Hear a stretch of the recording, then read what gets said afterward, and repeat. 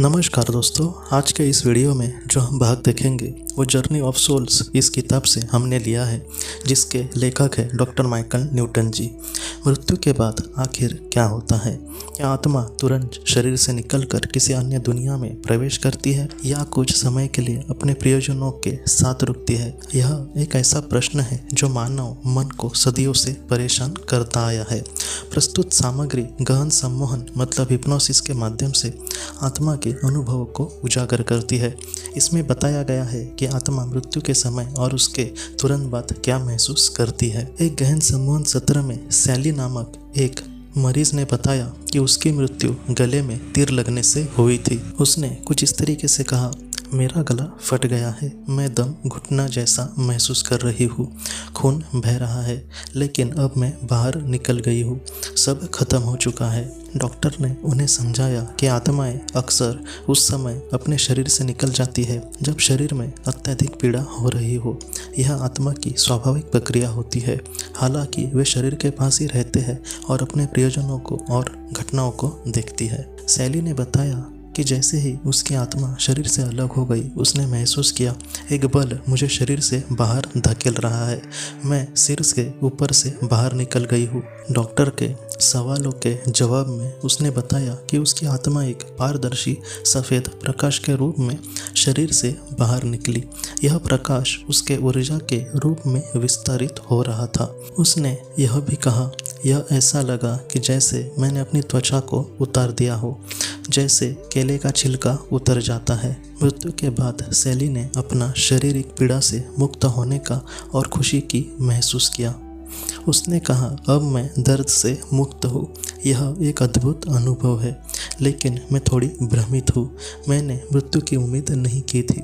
उसने यह भी महसूस किया कि वह भारहीन हो चुकी है और किसी ठोस पदार्थ से बंधी नहीं है। उसने इसे शून्य में होने जैसे बताया।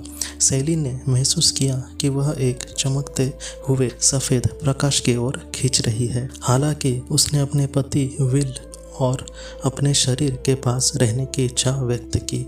उसने कहा, मैं अपने पति के पास रहना चाहती हूँ।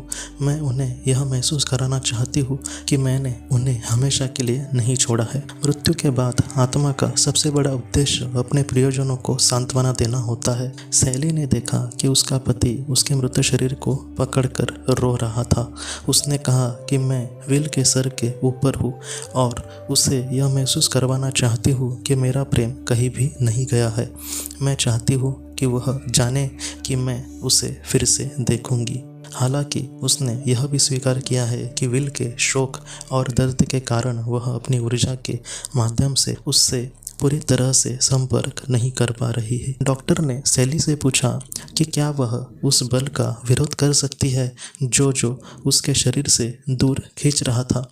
सैली ने कहा, हाँ, अगर मैं चाहूँ तो मैं रुक सकती हूँ, लेकिन मुझे पता है कि मुझे अंत में जाना ही होगा। यह अनुभव दिखाता है कि आत्मा के पास एक हद तक स्वतंत्रता होती है, लेकिन अंततः उसे उस प्रकाश की ओर बढ़ना ही पड़ता है जो उसे आध्यात्मिक दुनिया में लेकर जाता है। डॉक्टर ने समझाया कि आत्माएं अपने शरीर की मृत्यु के बाद आमतौर पर कुछ समय के लिए अपने प्रियजनों के पास ही रहती है। यह समय पृथ्वी के दिनों में कुछ घंटों का या फिर दिनों का होता है, लेकिन आत्मा के लिए एक संक्षिप्त अवधि की तरह महसूस होता है।